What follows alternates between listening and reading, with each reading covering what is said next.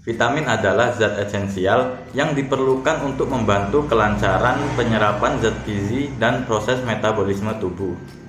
Kekurangan vitamin akan berakibat terganggunya kesehatan.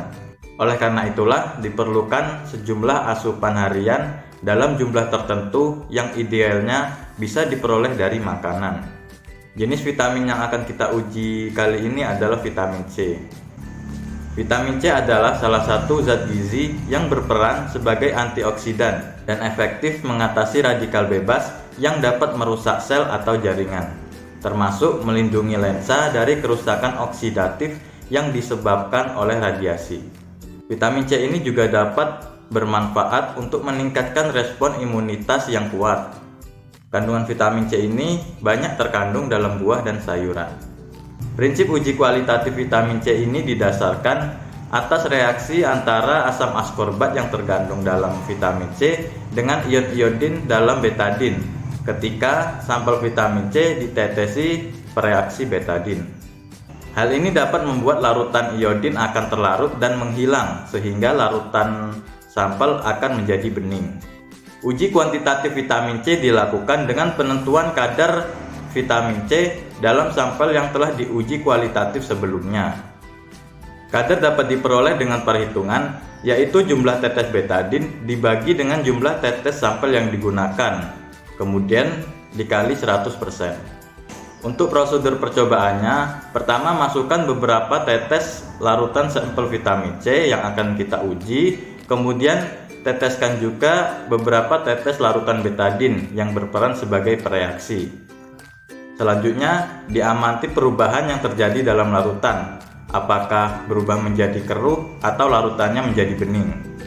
Reaksi positif vitamin C ditandai dengan larutan yang berubah menjadi bening. Tetesan sampel dan betadin masing-masing dihitung berapa tetes yang digunakan. Jumlah tetesan tersebut nantinya akan digunakan untuk perhitungan penentuan kadar vitamin C yang terkandung dalam sampel yang telah diuji. Baik, yang selanjutnya itu adalah pembahasan. Berdasarkan hasil pengamatan yang telah dilakukan oleh praktikan, diketahui bahwa kadar vitamin C pada setiap sampel itu menunjukkan perbedaan. Sampel yang digunakan pada pengujian kali ini, yang pertama itu adalah larutan vitamin C, minuman pulpy orange, buah alpukat, dan buah jambu. Nah, larutan vitamin C menunjukkan jumlah tetesan untuk menjadikan 5 tetes betadin sebanyak 15 tetes. Minuman pulpy orange dibutuhkan untuk menjadikan 5 tetes betadin itu sebanyak 45 tetes.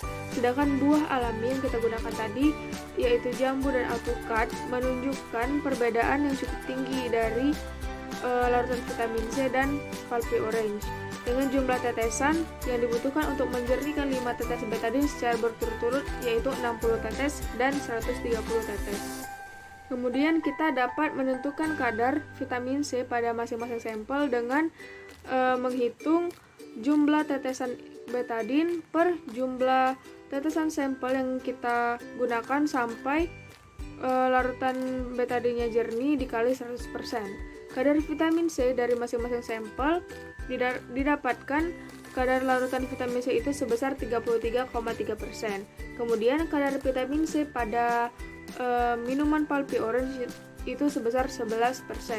Sedangkan larutan sari buah jambu dan buah alpukat itu memiliki kadar vitamin C berturut-turut sebanyak 8,3% dan 3,84%. Nah, dari hasil yang didapatkan tadi, didapatkan bahwa kadar vitamin C yang terbanyak dimiliki oleh larutan vitamin C itu sendiri. Kemudian larutan dari minuman pulpy orange dan sari buah jambu. Kemudian kadar vitamin C terendah dimiliki oleh sari buah alpukat. Produk larutan vitamin C dan sari buah pada kemasan atau pulpy orange tadi mengandung vitamin C lebih tinggi karena merupakan hasil ekstraksi yang didapat secara langsung dengan mengisolasi dan mengambil vitamin C secara khusus. Vitamin C itu merupakan asam askorbat, senyawa kimia yang larut dalam air. Pengujian kadar vitamin C ini dilakukan menggunakan betadin sebagai indikator adanya vitamin C. Pada kemasan, betadin tertera kandungan betadin berupa povidon iodin 10% atau setara dengan iodin 1%. Disinilah iodin berperan sebagai indikator yang bereaksi dengan asam askorbat setetes demi setetes untuk menghilangkan warna dari iodin tadi. Oleh karena itu, metode ini juga sering disebut dengan metode titrasi iodimetri. Selanjutnya yaitu kesimpulan. Kesimpulan yang kita dapat dari pengujian kali ini yang pertama yaitu dari pengujian kualitatif untuk mengetahui kadar vitamin C dari 4 sampel yang kita miliki tadi, didapat kandungan vitamin C yang tertinggi berturut-turut pada yang pertama itu larutan vitamin C itu sendiri. Yang kedua yaitu minuman sari buah dalam kemasan atau pulpy orange. Yang ketiga itu larutan sari buah jambu, dan yang terakhir itu larutan sari buah alpukat. Nah, yang kedua ada beberapa faktor yang mempengaruhi kandungan vitamin C terutama pada buah alami tadi. Yang pertama itu kematangan buah, jenis buah, suhu penyimpanan, dan oksidasi.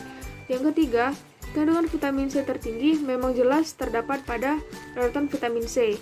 Namun, penggunaan vitamin C dari buah-buahan alami itu pastinya lebih baik daripada produk di pasaran yang telah dicampuri oleh zat aditif yang tidak baik bagi kesehatan.